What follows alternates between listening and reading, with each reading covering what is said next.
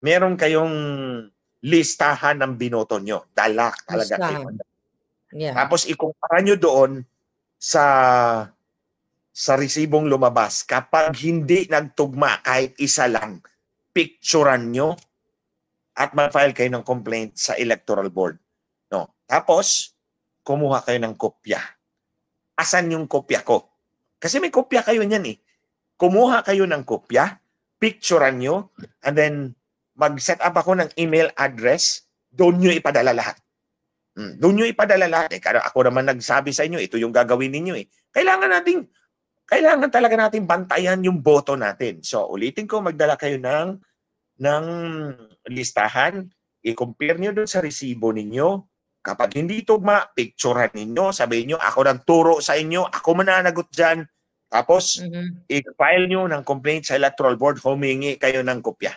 Humingi kayo ng kopya. Kasi meron talaga kayong kopya niyan. Tapos, picturean nyo, pati yung picture ng balota at listahan nyo, hindi nagtugma, padala nyo sa address, email address, pag mag-set up ako ng email address for that, para doon nyo ipadala lahat, and I will speak for you. Sabi ng nag-comment, bawal daw mag-picture sa balota. Ang balota, huwag mong picturean. Ang picturean mo yung resibo na you lay them side by side. Yung, di ba may listahan ka, tapos meron kang voter receipt, hindi nagtugma. Lay them side by side, picturean mo. Walang violation dyan. Kasi ayan, ang ayaw, maliwanag. Maliwanag na ha. Ay, sandali. Magkuha ako ng... Okay. Ito yung resibo mo. Ito yung listahan mo. Okay ha? Ito yung listahan mo. Ito yung resibo mo. Hindi magkatuma. You put them side by side, picturean mo. Tapos mag-file ka ng complaint sa electoral board. Kunin mo yung kopya mo, and then itong picture na to at yung kopya ng complaint mo, ipadala mo sa akin. Mag-set up ako ng email address kung saan nyo ipapadala. So I can speak for you. Kasi, we'll make the COMELEC account for that. Account for this, itong gagawin nila, bantayan talaga natin to. Huwag natin silang hayaang makalusot. And then, ito naman natin, Clay, para sa ating mga kandidato. Sa ating mga kandidato, kanina, para sa botante yun. Ito naman para sa ating mga kandidatong nakikinig ngayon, panoorin nyo muna yung video, Glenn Chong, Heaven's Warrior, sa YouTube. Panoorin nyo para maintindihan nyo. Then, gamitin nyo naman ako. Sabi ni Glenn Chong, humingi daw kami ng audit log at print log. So, maiintindihan nyo yan, ating mga kandidato. Video, oo. Yung kanina, para to sa botante. Yung listahan, yung resibo, picturean, mag-file ng complaint, padala sa akin. The other one, ito ngayon, ito yung mga para sa kandidato naman. May mga nanonood naman sa ating mga kandidato dyan. Sabihin nyo, ang turo sa amin ni Glenn Chong, gamitin yung pangalan ko para ma-force itong COMELEC to face me squarely, publicly. Sabihin nyo, humihingi kami ng certified true copy ha, hindi pwede yung ninakaw nyo. Ayokong tanggapin yung ninanakaw ha at iniimbento. Dapat may pirma yan ng election officer. Papirmahan nyo. Hingi kami ng kopya ng audit log. Ito yung record ng lahat ng events na ginawa ng makina. Ni Miro. Meron yan. Tingnan nyo yung video para maintindihan nyo yung ibig kong sabihin. So yung audit log, ito yung tape na mahaba. Nandun lahat ng transaksyon ng makina sa araw ng halalan. Before, during, and after. And then, papirmahan nyo sa election officer tulad ng pinakita kong ebidensya. Kaya nga hindi umuubra ang COMELEC eh. Kasi certified true copy. Hindi ko ninakaw, hindi ko inimbento. So papirmahan nyo sa election officer na certified true copy ito. The other one, humingi kayo ng print log or its equivalent. Print log kasi yan ang tawag doon sa Smartmatic. So I don't know kung anong tawag sa Miro. Ano yung print log? Ito yung record ng lahat ng transaksyon na nangyari doon sa laptop sa munisipyo, sa Municipal Board of Canvassers. So, humingi kayo ha ng certified true copy also ng print log or its equivalent. Ito yung record ng lahat ng transaksyon sa laptop sa munisipyo. Kasi i-compare natin yan, yung transaksyon ng makina at yung laptop sa munisipyo. Kasi baka mangyari na naman na hindi pa nag-transmit ang makina, natanggap na ng munisipyo ang resulta.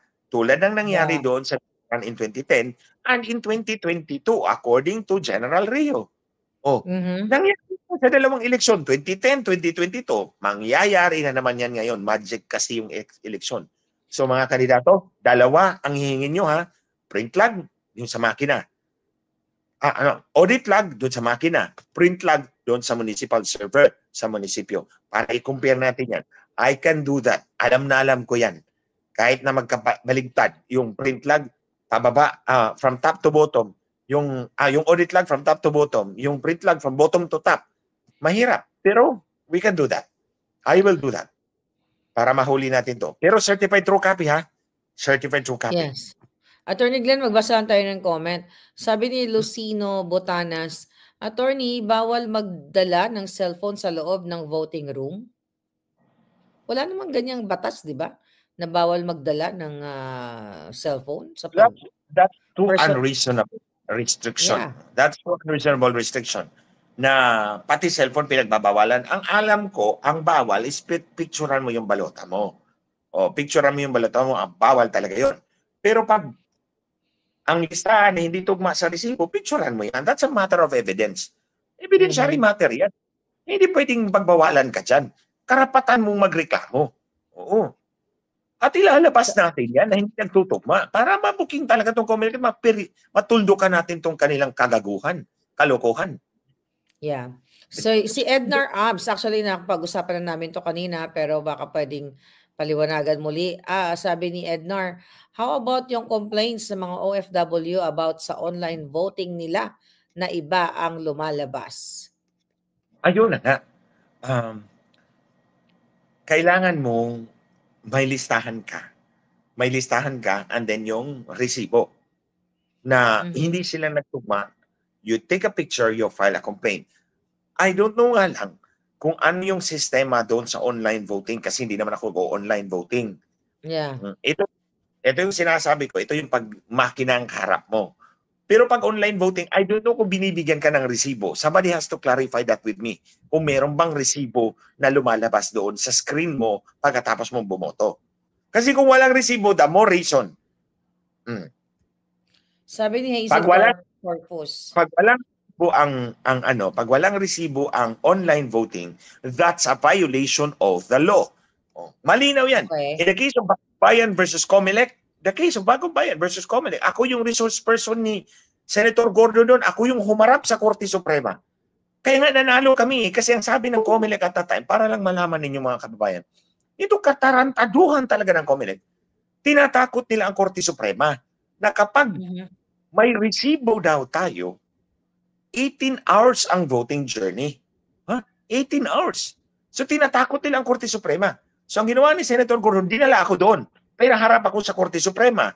So ako sumagot doon sa lahat ng tanong ng 13 justices sa harap ko. Sabi ko, Your Honor, ididibang ko yung 18 hours na yan. Isa-isahin natin. Ayun na, malinaw. Sinama nila sa 18 hours yung 1 hour na preparation ng BEI. Sabi ko, Your Honor, yung alas 5 ng umaga hanggang alas 6, walang butante doon. Ang teacher lang doon ang nag-aayos. Bakit sinama nila dyan sa voting journey? Sabi ni Chief Justice Zero, tanggalin yan. Sige, next. Hanggang maraming tanggal.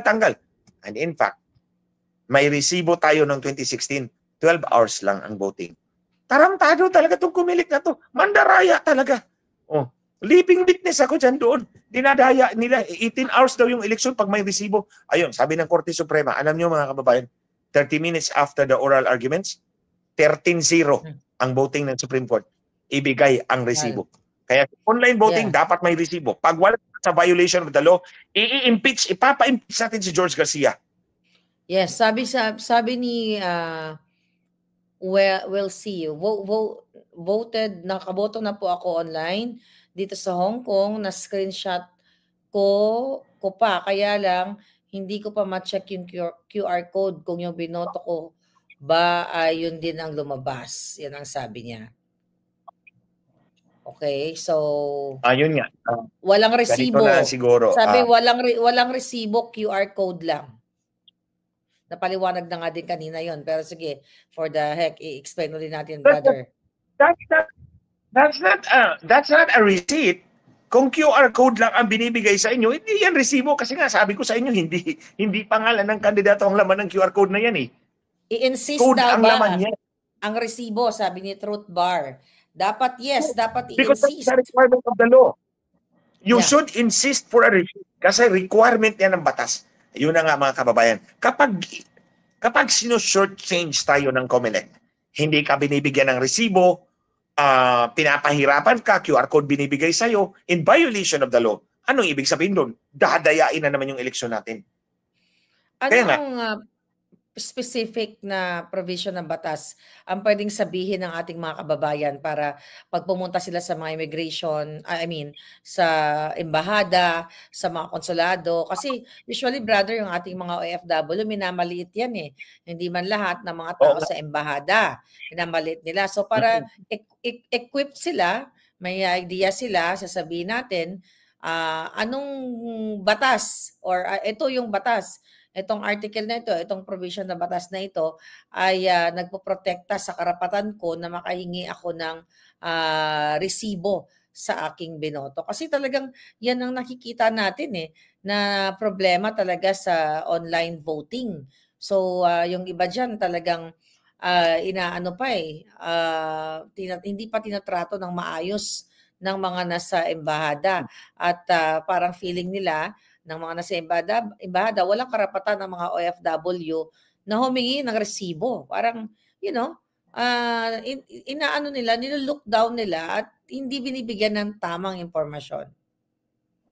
Kung walang resibo, scan ang QR code. Kaso madaming walang scanner sa phone nila, sabi ni Sin. Actually, napaliwanag na nga namin kanina yan, palanggan ni Attorney Glenn, na dapat yung QR code na yan ay merong after mo bumoto, meron dong camera sa